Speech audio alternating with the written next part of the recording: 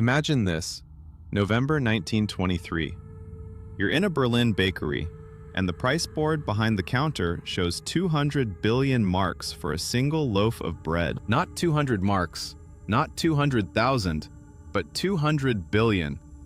The woman in front of you pulls out a wheelbarrow, not for groceries, but to carry enough cash to buy milk. By the time you reach the counter, the baker has scribbled out the price and written 250 billion.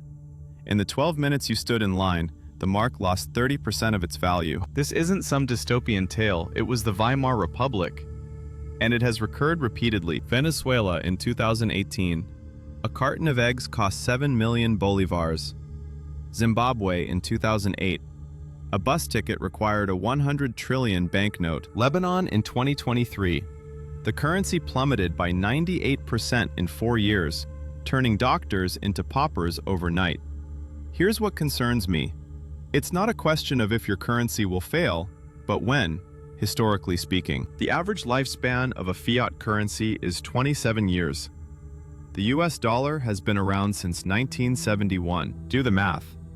So the real question is, when the rules of money are abruptly rewritten, what truly retains value? I delved into a century of economic postmortems, from Weimar to Venezuela to Lebanon and Zimbabwe, to uncover the financial forensics. Not theories or speculation, but historical facts. By the end of this discussion, you'll know exactly which 5 assets endured when empires crumbled, and which vanished faster than hyperinflated currency. Stay with me. Before we proceed, understand this. Currency collapse follows a predictable mathematical pattern. Stage 1. The government spends more than it collects. Stage 2. It prints money to cover the deficit. Stage 3. The currency begins to lose its purchasing power. Stage 4. People seek alternative assets. Stage 5. Complete collapse. Every single time. Weimar Germany went from 320 marks per dollar in mid-1922 to 4.2 trillion marks per dollar by November 1923, a 98% loss in 18 months. Venezuela's bolivar dropped from 10 per dollar to over 1 million per dollar in a decade. Lebanon's pound collapsed from 1,500 per dollar to 89,000 in 4 years. The same pattern, the same stages, the same outcome. So, what survived? Let me show you. Number 1 is the most apparent, yet most people still don't own it. Precious metals, specifically gold and silver. These are assets that governments cannot print, and central banks cannot devalue. Here's the stark reality. During the Weimar collapse, if you held paper marks, you lost everything. 100% total wipeout. If you held gold, you fully preserved your purchasing power. An ounce of gold purchased the same basket of goods before, during, and after the hyperinflation. The currency changed, gold did not. The same pattern was observed in Zimbabwe. When Mugabe's regime issued the 100 trillion note, anyone holding gold was protected. Similarly in Venezuela, while bolivars became worthless, gold retained its value. We are witnessing this right now in Turkey. Data from late 2024 showed gold deposit accounts at Turkish banks surged from 1.36 trillion lira to 2.72 trillion lira in a single quarter, a doubling in just 3 months. Why? Because Turks recognize the pattern. Runaway inflation, currency devaluation, and they are fleeing to the only asset that has survived every collapse in human history. Here's what gold critics miss. Gold doesn't need to generate earnings or dividends. Its entire purpose is to resist debasement. When the supply of fiat currency explodes, the purchasing power of each unit collapses. Gold's supply cannot be arbitrarily expanded, so it becomes relatively more valuable by default. During the 2008 financial crisis, gold initially crashed, falling sharply as liquidity froze. But once things stabilized, it rose 166% in under 3 years. Silver performed even better, with a 448% increase. During the 1970s stagflation, gold dropped almost 50% mid-decade, then bottomed in 1976, and surged 440% over the next 3 years. Pattern recognition, verified, undeniable. The mechanism is brutally simple. Precious metals are insurance against monetary system failure, not speculative investments. Insurance.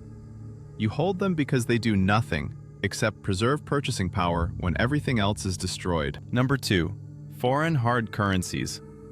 When your domestic currency is failing, holding someone else's stable money acts as an escape valve. Let me take you to Beirut, October 2019. You are a nurse, and over a decade of work, you've saved $50,000 in your bank account. The Lebanese pound is pegged at 1,507 per dollar. It has been rock solid for 22 years, since 1997. Then, the peg breaks. By August 2019, the black market rate hits 1,600. In April 2020, it reaches 3,000. By March 2021, it's 14,000. By 2025, the official rate is 89,000 pounds per dollar. Your $50,000 in pound-denominated savings is now worth $1,000. You've lost 98% of your purchasing power, even though the nominal number in your account remained the same. But here's the crucial detail. Your colleague, another nurse, kept her savings in physical US dollars held outside the banking system. She retained 100% of her purchasing power. Not because the dollar was magical, she could have used Swiss francs or euros, but because she held a currency that wasn't collapsing. This pattern repeats everywhere. In Zimbabwe, the economy unofficially dollarized itself before the government made it official. People completely abandoned the Zimbabwean dollar and started using US dollars for transactions. Ecuador did the same in 2000 after a financial crisis. El Salvador in 2001. Panama has been dollarized since 1904. Currently in Venezuela, citizens use dollars for major purchases, even though the bolivar is technically still legal tender. In Argentina, property is bought in dollars, not pesos. In Cambodia, ATMs dispense US dollars, not reals. This isn't a policy choice, it's a survival mechanism. When domestic currency fails, rational people switch to stable foreign currency. The government can mandate all it wants. People vote with their wallets. The lesson is clear. Access to foreign currency during a crisis offers complete protection.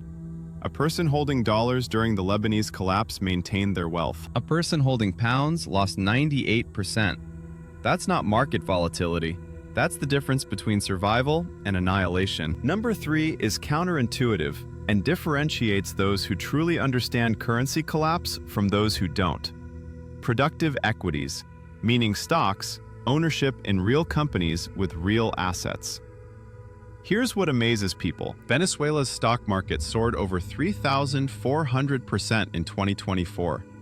The Caracas Stock Exchange surged from 2,082 points to over 6,000 in just 9 trading days in January 2026. Individual stocks went parabolic. Mercantil Servicios Financieros was up 200%. CAN TV up 219%. Banesco Banco Universal up 171%. You might think, wait, the economy is collapsing and stocks are skyrocketing. That makes no sense. Wrong. It makes perfect sense once you grasp what stocks represent. A stock isn't just a piece of paper. It's ownership in real assets, factories, equipment, inventory, land. When currency collapses, the nominal price of those assets rises to match inflation, because the assets themselves haven't vanished. Imagine a Venezuelan manufacturing company with $100 million in real productive capacity. When the exchange rate goes from 10 bolivars per dollar to 30 bolivars per dollar, the stock price rises from 1 trillion bolivars to 3 trillion bolivars. Not because the company became more valuable, but because it takes more bolivars to equal the same dollar amount. However, here's the crucial distinction most people miss. Not all stocks survive equally. Only companies with revenue streams diversified away from the collapsing economy maintain real value.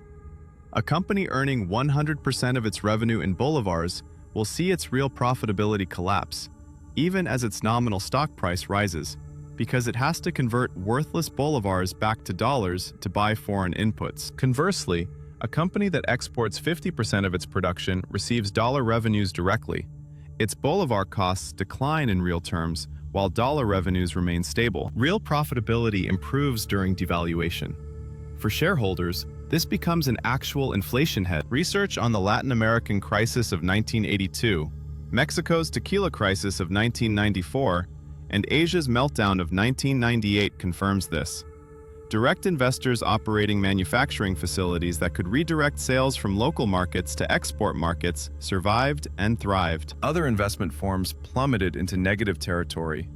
The key was export capability. So the lesson: productive equities with international revenue streams are not just survivors, they are beneficiaries of currency collapse. But domestic-only companies burn along with the currency. Quick pause. If you're realizing that everything you thought you knew about economic safety is wrong, hit that subscribe button. This channel offers financial forensics. I show you the autopsies so you recognize patterns before they recur. It's free, unlike financial literacy in a system designed to keep you ignorant. Now back to the assets that survive when money dies. Number 4. Consumables and barter goods. When the formal monetary system completely fails, economic activity doesn't cease. It reorganizes around different mediums of exchange. In post-World War II Germany, the Reichsmark was so worthless that it was effectively abandoned. People bartered goods for cigarettes, coal, and potatoes. Cigarettes became particularly prominent as a temporary currency. American soldiers purchased cigarettes from army exchange stores for pennies and traded them with Germans for exponentially more valuable goods and services. Why cigarettes? They came in standardized cartons, were easily divisible, non-perishable, lightweight, and widely accepted. They possessed all the properties of money except one. A government did not issue them. Black markets near train stations in large German cities operated 24/7, trading everything from railway tickets to forged documents, with cigarettes as the medium of exchange. Here's the economic proof. When significant shipments of Red Cross relief packages arrived at prisoner of war camps, sometimes introducing hundreds of thousands of cigarettes into the camp's economic system at once, it invariably led to inflation in cigarette prices. This mechanism mirrors the expansion of fiat currency. More cigarettes chasing the same goods resulted in higher cigarette prices. Fast forward to Venezuela in 2018. As the local currency became worthless, Venezuelans resorted to bartering.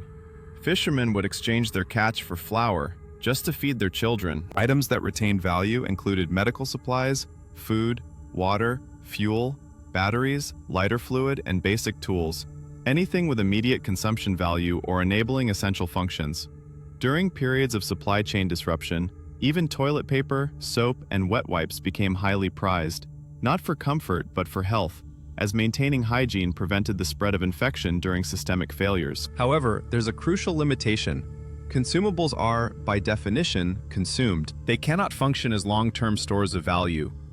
One cannot build a financial portfolio on aspirins and batteries.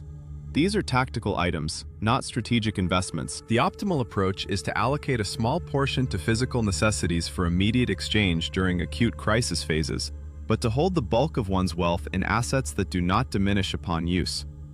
Agricultural land represents an immobile store of value that produces the one essential commodity humans cannot live without: food. During the Great Depression, farmers possessed distinct and undeniable survival advantages over urban dwellers. Farm families cultivated gardens, preserved fruit from orchards, and had milk and cream from dairy cattle, along with chickens for meat and eggs. While they could forego new clothing and consumer goods, they faced one brutal constraint. They still needed to pay taxes and debts to banks in cash. This dynamic manifests in every modern collapse. In Venezuela, those who owned agricultural land maintained the capacity to produce food regardless of currency fluctuations. Conversely, owners of urban commercial real estate found their tenants unable to pay rent in any meaningful terms. Land generates calories. Urban real estate generates rent, denominated in a collapsing currency. Calories prevail. Yet, and this is critical, agricultural land presents severe vulnerabilities. Firstly, it is utterly illiquid. You cannot relocate it, nor can you sell it quickly. If political conditions deteriorate and ownership becomes precarious, you are trapped. Consider Zimbabwe in 2000. Robert Mugabe's land seizure program simply revoked commercial farmers' property rights by decree. Farms were redistributed without compensation, sophisticated operations were destroyed, and agricultural output collapsed by 60% over a decade. The aggregate value of farms declined by 75% between 2000 and 2001 alone. Secondly, taxation poses a vulnerability. An individual holding urban commercial real estate in a collapsing currency might be forced to sell it at a mere fraction of its prior value simply to raise cash for property taxes. Land cannot be hidden. Governments know its location and can tax it into oblivion. Thirdly, agricultural land that yields export crops is superior to land producing solely for domestic consumption. Export crops command stable foreign currency, while domestic crops sell for the rapidly depreciating local currency. Thus, the strategy involves owning land that is either highly productive and capable of generating export revenue, situated outside the jurisdiction of the collapsing currency, or held through a corporate structure that offers protection against seizure or direct taxation. Agricultural land retains fundamental value through its food-producing capacity, but it is less liquid and more susceptible to government interference than precious metals or portable equities. Now, let's discuss what ceases to hold value, because understanding what fails is as crucial as knowing what survives. First and foremost are fixed income securities denominated in the collapsing currency. This includes bonds, treasury notes, or any instrument where you are a creditor to a failing state. In Weimar Germany, bondholders who held government bonds in marks witnessed their investments become worthless as the marks used to pay interest and principal evaporated. In Argentina in 2001, bondholders experienced a 70% reduction in nominal value during debt restructuring, and even this diminished value could only be recovered after years of legal disputes. The fundamental issue is that fixed income securities represent a claim against the collapsing currency itself. When the currency collapses, the claim becomes worthless. This is not a market failure. It is a logical consequence. Second, are savings accounts in domestic currency held within failing banking systems. Lebanese deposits denominated in pounds lost over 95% of their value as the pound depreciated from 3,500 per dollar to 89,000 per dollar by 2025. Bank customers who had placed savings in pound deposits in 2019 retained only 2% of their original purchasing power by 2024. The nominal amount remained the same, but the value vanished. History is unambiguous. Being a creditor to a failing state is the quickest path to complete wealth destruction. So, where are these warning signs currently visible? Pattern recognition is only useful if one can identify the setup before it unfolds. In Iraq, a financial crisis is exacerbated by a lack of cash liquidity, with over 70% of the monetary supply diminished due to banking restrictions on withdrawals. The dinar has devalued from 190 per dollar to unofficial rates approaching 1,750. Public distrust of banks and currency smuggling across borders signals stage 3 behavior. In Turkey, gold deposit accounts more than doubled in a single quarter as citizens fled to precious metals amid runaway inflation and currency debasement. This represents stage 4 behavior, with currency substitution already underway. Lebanon has already experienced a 98% currency collapse, and its banking system is technically insolvent. This is stage 5. Complete failure. Then there's the elephant in the room, the United States, with $38 trillion in debt, an unsustainably expanding debt-to-GDP ratio, and interest payments on the national debt now exceeding military spending. The dollar's share of global foreign exchange reserves has dropped from 80% in the mid-1970s to 65% today. This trajectory mirrors the British sterling's decline as the world's reserve currency. In 1913, Britain was the world's largest creditor, but within 40 years, it became a net debtor, and the dollar superseded the sterling. The pattern is discernible if one is willing to observe it. Here's the brutal truth. Currency collapse is not hypothetical. It's a historical norm. The average fiat currency lasts 27 years, and 99% of all currencies that have ever existed no longer do. The question isn't if your currency will fail, but whether you will have positioned yourself to survive when it does. The 5 assets that have endured every collapse since 1923 are: 1. Precious metals, the universal store of value. 2. Foreign hard currencies, serving as an escape valve. 3. Productive equities with export revenue, which benefit from devaluation. 4. Consumables and barter goods, offering tactical liquidity during system freezes. And 5. Agricultural land, the calorie generator. The assets that went to zero were: 1. Fixed income securities in domestic currency, leading to credit wipeout. And 2. Savings accounts in collapsing currency, resulting in purchasing power annihilation. The lesson is not to abandon domestic assets entirely, nor to become a doomsday prepper hoarding gold in a bunker. The lesson is that genuine diversification requires holding different forms of value that react distinctly to monetary system failure. A portfolio consisting solely of equities in a single country faces catastrophic risk if that country experiences currency collapse. A portfolio composed entirely of bonds denominated in a collapsing currency will be destroyed. A truly diversified portfolio includes exposure to precious metals as insurance, foreign currency assets to protect against currency-specific risk, productive equities with international revenue streams, and possibly real assets in stable jurisdictions. The contemporary warning signs in Iraq, Turkey, and Lebanon suggest that currency crises remain a live possibility. The US dollar currently remains stable, but historical records provide ample evidence that this status cannot be taken for granted indefinitely. The most prudent approach is not to panic, but to recognize the pattern and position oneself accordingly. Sufficient diversification across different asset classes and jurisdictions means that no single failure scenario can entirely destroy purchasing power. History holds the answers. You just need to be willing to examine the autopsies before you become the next case study. If this forensic analysis provided a new perspective on understanding economic risk, please subscribe. Drop a helicopter emoji in the comments if you are already preparing for what's coming. I read every single one. And remember, the pattern is mathematical and predictable. The only question is whether you'll foresee it, or find yourself in line at the bakery wondering how bread costs 200 billion marks. Thanks for watching. Now go diversify before you are forced to.